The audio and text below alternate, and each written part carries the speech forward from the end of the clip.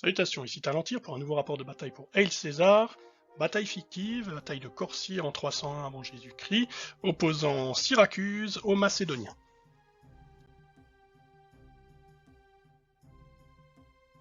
Un peu de background fictif, encore que la bataille a peut-être eu lieu, nous n'en savons rien.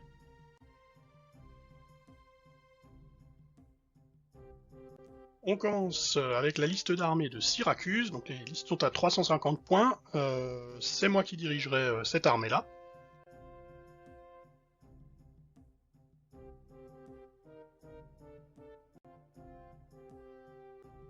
Et la liste macédonienne dirigée par Nicolas.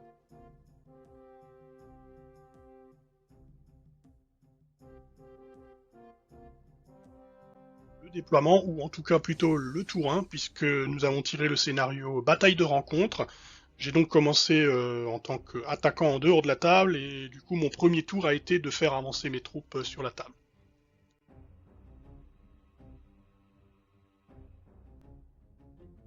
Sur mon aile gauche, j'ai donc mis les hoplites mercenaires, donc la division mercenaire qui compte 2 packs d'hoplites et un pack de vétérans, avec également la cavalerie gauloise qui elle fait partie de l'autre division. En face de celle-ci, Nicolas a mis la phalange macédonienne assistée de l'infanterie légère Thrace.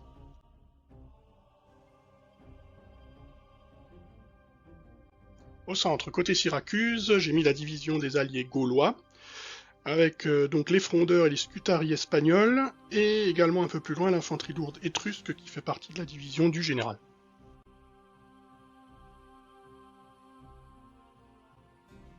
Et en face, une colonne composée des vétérans macédoniens avec derrière eux les Celtes, donc une bande de guerre et les fanatiques.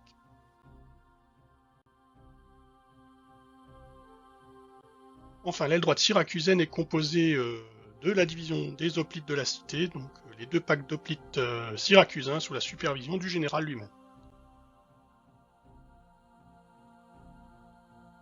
Et en face, il y a la cavalerie macédonienne et celte.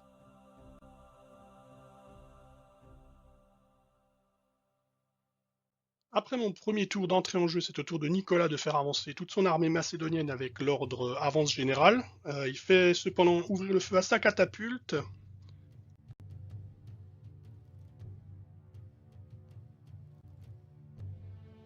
Qui cause donc des dégâts dans ma cavalerie gauloise qui replie désorganisée après un ratage de test de morale.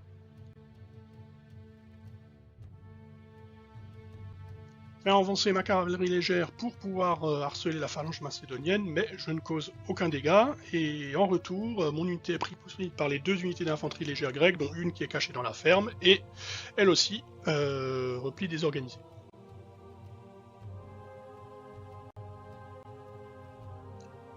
Les cavaliers celtes chargent de façon présomptueuse mes hoplites syracusains, qui sont certes pas des foudres de guerre, mais qui ont la règle phalange. Du coup, ça amortit beaucoup la charge des cavaliers, puisque je réussis également à le désorganiser, et ils se retrouvent embourbés.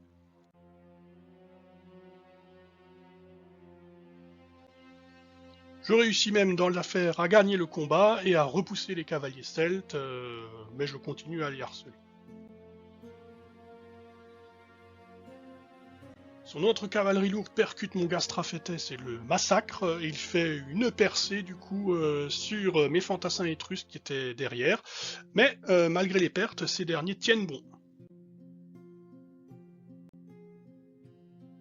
Pendant ce temps, les hoplites de l'aile droite de Syracuse tentent d'engager les cavaliers légers, mais je n'obtiens qu'un mouvement puisque je fais un mouvement d'initiative et Nicolas réussit ses deux évasions et ils partent hors de portée.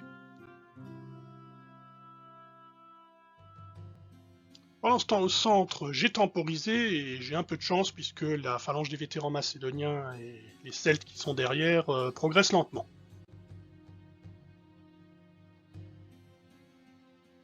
Sur l'aile gauche de Syracuse, le général Hieron, lui, se prépare à faire charger sa ligne.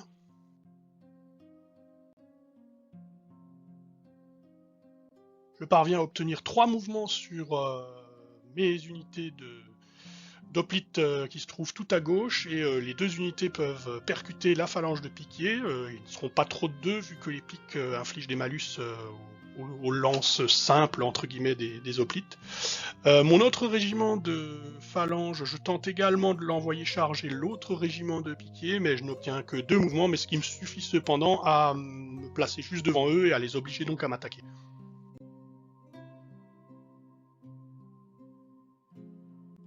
Au centre, je parviens à faire placer mes Scutari Iber en tirailleurs et à les envoyer harceler les vétérans macédoniens, mais je n'obtiens aucune touche.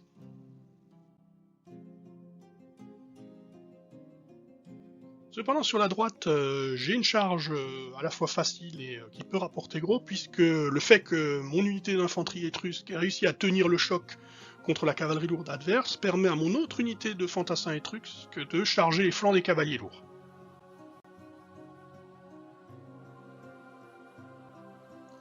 Et la charge est on ne peut plus violente, puisque les cavaliers lourds sont taillés en pièces. À côté, les cavaliers celtes, qui sont toujours embourbés contre mes fantassins syracusains, eh bien, vendent chèrement leur peau.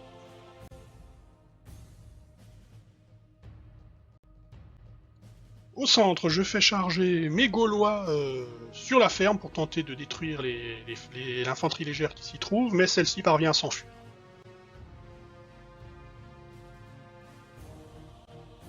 À gauche, cependant, le combat entre les deux phalanges est pas concluant, et il sera long, très long, puisque les deux camps se rendent coup pour coup et il y aura des pertes.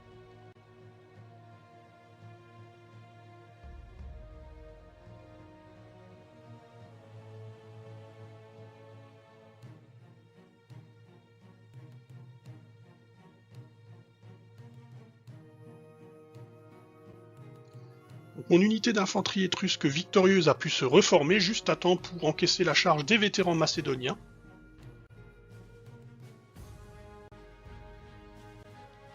Le choc est brutal, mais mes Étrusques ne déroutent pas, bien qu'ils doivent céder du terrain en désordre.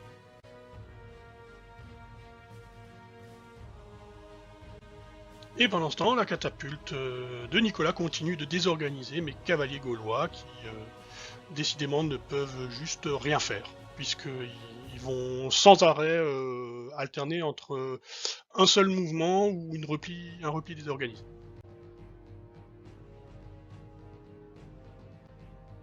Sur la droite, les autres cavaliers celtes, enfin ceux de mon adversaire, eux, tiennent toujours bon, ce qui est suffisamment étonnant.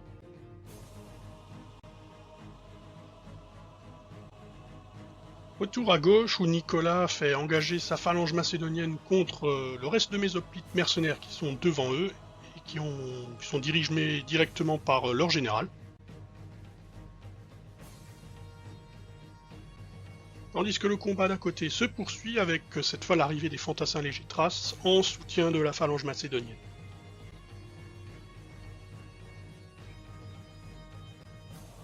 La situation est quand même assez précaire face à cette colonne de Gaulois et de vétérans macédoniens qui attaquent mes Étrusques. Je décide donc de tenter une charge avec les Gaulois, les Gaulois les miens, et les Scutari espagnols.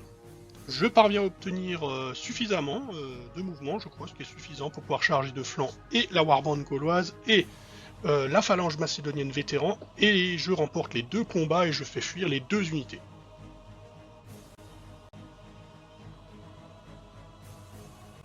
C'est un gros coup dur pour Nicolas, mais sa division n'est pas encore détruite puisqu'il lui reste les fanatiques et les fantassins légers qui sont actuellement dans la ferme. Pendant ce temps, de l'autre côté de la dite ferme, le combat entre les deux phalanges est meurtrier, mais toujours indécis.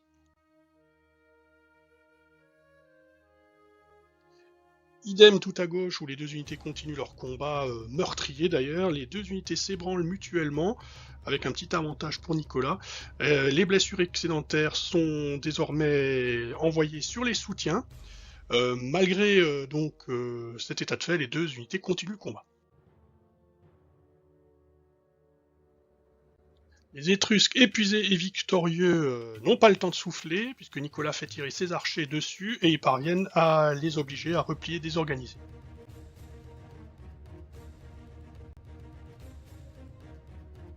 Pour essayer de soutenir mes troupes, je fais placer ma cavalerie légère syracusaine en soutien des hoplites mercenaires qui se trouvent au centre gauche, en espérant que ça suffise. Malgré tout, l'unité est ébranlée, donc elle sera d'un support tout relatif, mais ça ne suffit quand même pas à faire pencher la balance.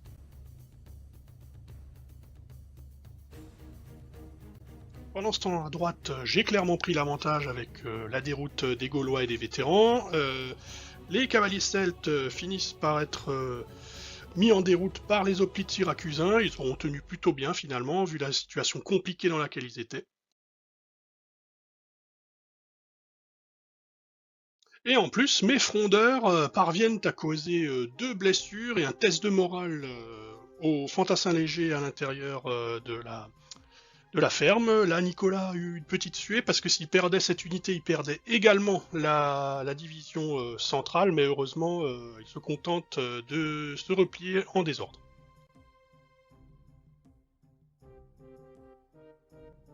On repasse sur les combats de phalange de gauche, où finalement c'est moi qui craque le premier, je me fais finalement battre, et je replie en désordre vers le petit bois, mais Nicolas décide de ne pas me poursuivre avec ses piquets macédoniens.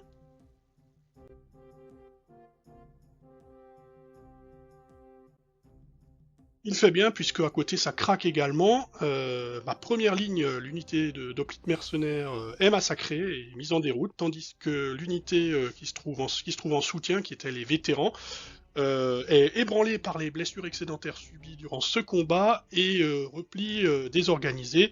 J'ai désormais, à l'heure actuelle, toutes mes unités de la division qui sont ébranlées, et donc si mon commandant ne parvient pas à les rallier, eh bien ce sera fini.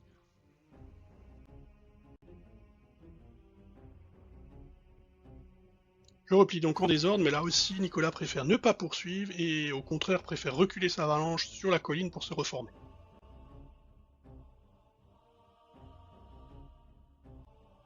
À droite, je tente un ordre suivez-moi qui réussit avec mon général, donc Amatrios, et je parviens donc à charger le flanc des fanatiques celtes.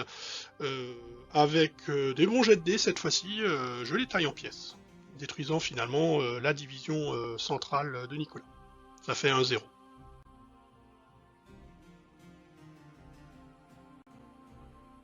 Je réussis à rallier mes hoplites pour éviter l'effondrement de toute la division, mais je ne suis pas tiré d'affaire pour autant puisque nous avons fixé une limite de 6 tours et que Nicolas finit la partie. S'il parvient à me réébranler l'unité, eh bien je lui donnerai quand même ma division. Et c'est ce qui se produit finalement, puisque la catapulte rate son tir, mais les tirailleurs, eux, parviennent à me mettre le petit point de vie qui cause donc la débâcle de ma division de mercenaires hoplites.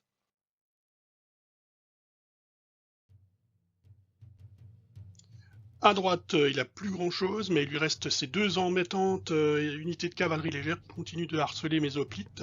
Après avoir tenté de les charger une première fois et les avoir fait reculer jusque quasiment au bord de la table pour l'une et hors de la table pour la seconde, elles sont revenues pour continuer de me tirer dessus.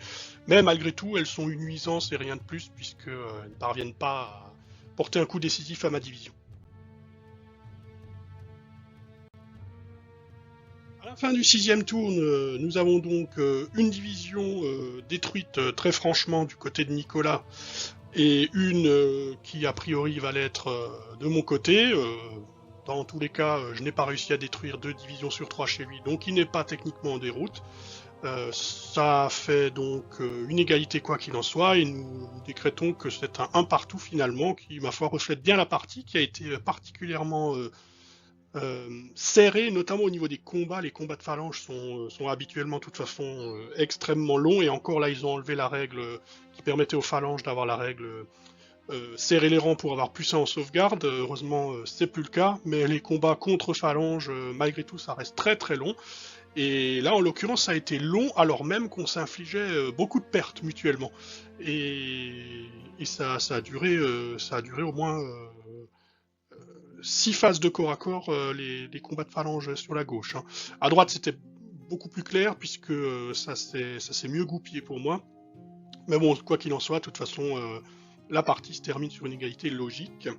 Voilà, bah, écoutez, un grand merci à Nicolas pour la partie, c'était comme d'habitude super sympa et très appréciable. Ces parties sur le pouce, que ce soit El César, Pike and Shot ou Black Powder, sont vraiment excellentes. Voilà, j'espère que cette vidéo vous aura plu, je vous dis à la prochaine fois et d'ici là, que les dés vous sourient.